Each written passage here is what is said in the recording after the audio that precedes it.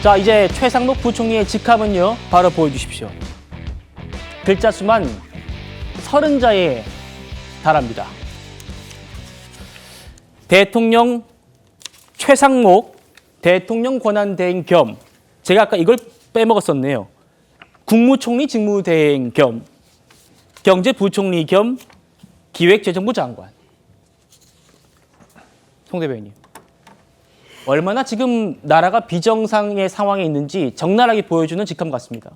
저 정도로 끝나면 다행인데요. 대통령 권한대행 겸 국무총리 직무대행 겸 하고 그 뒤에 붙는 국무위원의 직함과 성명이 앞으로 계속 달라질 수도 있다. 지금 이 부분이 문제 아닙니까? 그렇습니다. 지금 이번 주에 민주당 노정면 원내대변인이 그 김어준 씨 유튜브에 출연해서 뭐라고 말했습니까? 국무위원 5명을 줄탄핵하면은 국무회의를 열 수가 없어서 법안에 제의 요구도 할 수 없고 자동으로 공포되게 되어 있다. 이런 취지의 얘기를 했어요. 그 김어준 씨조차도 유튜브에서 극단적인 옵션으로는 그런 것이 있다는 거죠 라고 얘기를 하니까 노정면 원내대변인이 극단적인 것이 아니라 그만큼 절실한 거다 이렇게까지 얘기를 했습니다. 민주당은 그것을 자꾸 노정면 원내대변인의 개인 의견이라고 축소를 하려고 하지만 원내대변인이 나가서 그런 얘기를 했는데 당론이 아니다 그러면 그런 원내대변인은 해임해야죠. 지금 민주당은 국정이 어떻게 돌아가든 민생이 얼마나 더 도탄과 곤경에 빠지는 안중에도 없고 어떻게든 탄핵소추를 반복적이고 연쇄적으로 해서 본인들의 목적을 달성하는 데만 혈안이 되어 있는 겁니다. 앞으로 정말 드라마 지정생존자가 현실화되는 그런 상황까지 봐야 되는 것이 아닌가 깊은 걱정이 앞섭니다.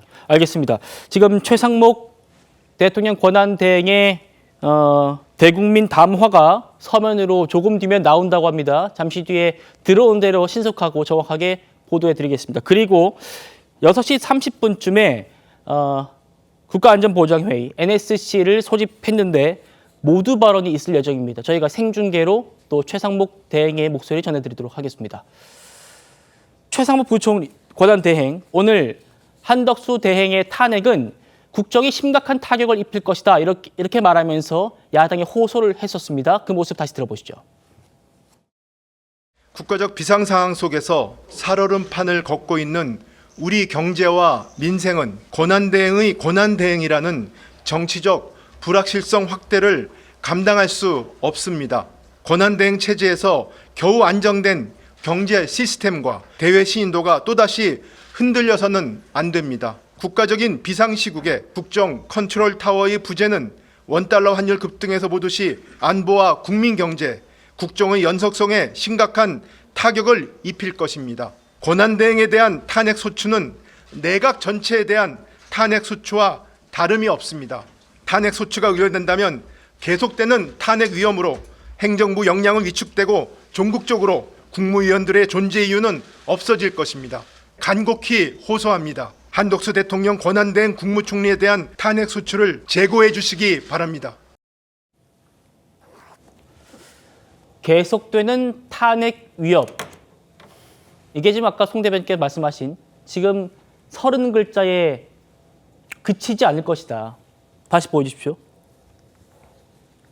이 직함의 글자가 혹시 최상목 부총리가 탄핵되면 대통령 권한대행 겸 국무총리 직무대행 겸 경제부총리 겸 기획재정부 장관 대행 겸 점점점 이렇게 되나요? 어떻게 됩니까? 그렇게 되지는 않고 장관의 지위는 차관이 직무대행을 하고 뒤에 붙는 직함이 바뀌면서 다른 사람이 대통령과 국무총리의 권한 및 직무를 대행하게 되는 것이죠. 그렇게 되는 거군요.